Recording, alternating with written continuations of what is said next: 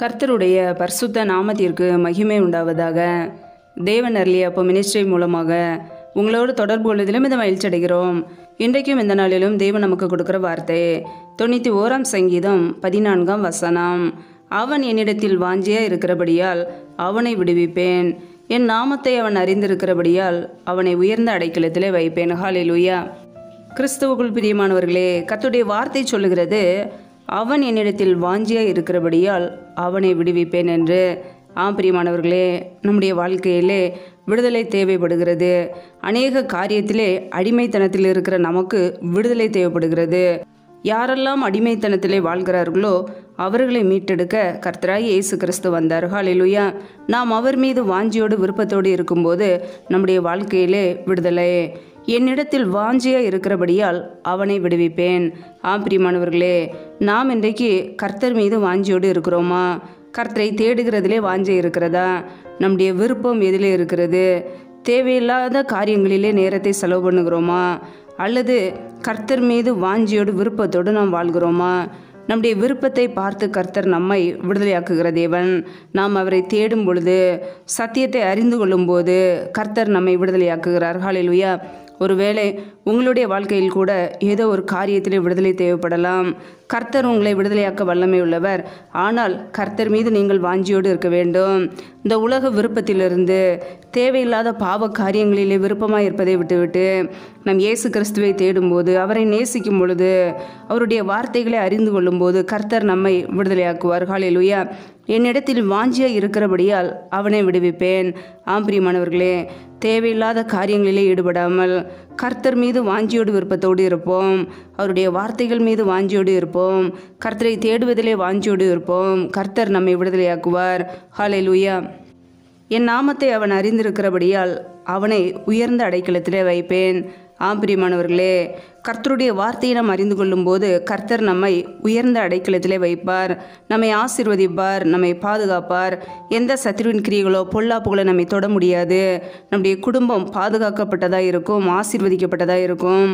கர்த்தருடைய பிள்ளைகள் சத்தியத்தை அறிந்து கொள்வோம், இயேசு கிறிஸ்துவை அறிந்து கொள்வோம். அவர் மீது வாஞ்சியோடு விருப்பத்தோடு இருப்போம். நம்முடைய வாழ்க்கையில் எல்லா காரியத்திலும் இருந்து ஒரு விடுதலை உண்டாகும். ஹல்லேலூயா. நாம் இன்றைக்கு உலக காரியங்களிலே விருப்பமாக இருக்கிறோம். தேவையில்லாத பாவத்திலே விருப்பமாக இருக்கிறோம். நாம் கர்த்தர் மீது எப்பொழுது விருப்பம் வைக்கிறோமோ அப்பொழுது நம்முடைய வாழ்க்கையிலே விடுதலை பெற்றுக்கொள்ள முடியும். ஹல்லேலூயா. கர்த்தரை அறிந்து கொள்வோம். சத்தியத்தை அறிந்து கொள்ளும் போது சத்தியம் நம்மை விடுதலையாக்கும். ஹல்லேலூயா. நானே வழியும் சத்தியம் ஜீவனுமாய் இருக்கிறேன் என்றவர் இயேசு கிறிஸ்து நமக்கு சத்தியமாய் இருக்கிறார். அவரை அறிந்து கொள்வோம். அவர் நம்மை விடுதலையாக்க வல்லமை உள்ளவர். ஹல்லேலூயா. கர்த்தர் தாமே இந்த வார்த்தைகளின்படி உங்களை ஆசீர்வதிப்பாராக. ஆமேன்.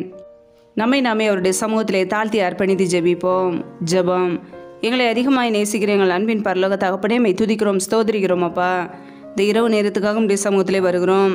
இந்த நாள் முழுவதும் எங்களை பத்திரமாய் பாதுகாத்து கொண்டீரே, அதற்காக உமக்கு ஸ்தோத்திரம், ஸ்தோத்திரம், ஸ்தோத்திரம். ஒவ்வொரு நாளும் கண்ணின் மணி போல எங்களை பாதுகாத்து கிருபையோடு ஜீவனோடு வைத்திருக்கிறீரே, உமக்கு நன்றி, நன்றி, நன்றி.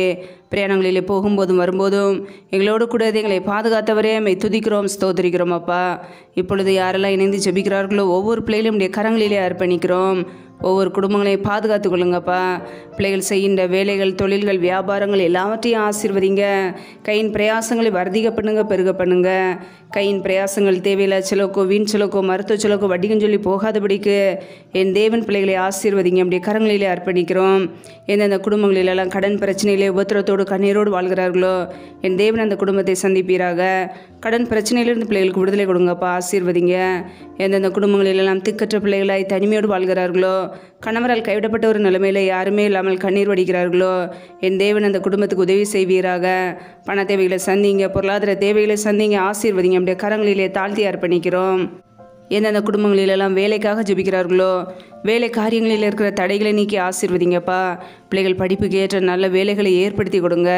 எந்தெந்த குடும்பங்களிலெல்லாம் கர்ப்பத்தின்கனிக்காக பல மாதங்களாக கண்ணீரோடு பாரத்தோடு ஜெபிக்கிறார்களோ என் தேவன் மனமரங்கி ஆசீர்வதிங்க. பிள்ளைகள் கர்த்தரால் வரும் சுதந்திரம், கற்பத்தின் கனி அவரால் கிடைக்கும் பலன் என்று வேதத்திலே நாங்கள் வாசிக்கிறோம். என் தேவன் பிள்ளைகளை ஆசீர்வதிங்கப்பா. மற்றவர்களுக்கு முன்பாக வெட்கப்பட்டு போகாதபடிக்கு தலை நிமிரச் செய்வீராக உடைய கரங்களிலே அர்ப்பணிக்கிறோம். இந்த இரவு நேரத்தில் இன்பமான நித்திரை கொடுங்க. நல்ல சொப்பன தரிசனங்களை வெளிப்படுத்துங்க. வரப்போகிற காரியங்களோடு எங்களோடு பேசுங்கப்பா. அதிகாலையில் இருந்து நம்முடைய சமூகத்தில் காத்திருக்க புதிய கிருபைகளை பெற்றுக்கொள்ள எங்களை அர்ப்பணிக்கிறோம். சத்துரு கொண்டு இருக்கிற போராட்டங்கள், பிரச்சனைகள், தீமைகள், மரண பயங்கள், இருளின் அதிகாரங்கள், ஆபத்துகள், நாச மோசங்கள், தீமைகள் எல்லாவற்றிற்கும் விலக்கி எங்களை பாதுகாத்துக் கொள்ளுங்க. எங்களை ஆசீர்வதிப்பீராக. நம்முடைய சமூகத்திலே எங்களை தாழ்த்தி ஜெபிக்கிறோம். எல்லா துதி கன மகிமையெல்லாம் ஒருவருக்கே செலுத்துகிறோம். இயேசு கிறிஸ்துவின் மூலம் ஜெபிக்கிறோம் எங்கள் ஜீவனுள்ள நல்ல பிதாவே, ஆமேன். கர்த்தர் தாமே உங்களையும் உங்கள் குடும்பங்களையும் ஆசீர்வதிப்பாராக. ஆமேன். Thanks for watching. Please subscribe our channel. Click the like and share. Click the bell. God bless you.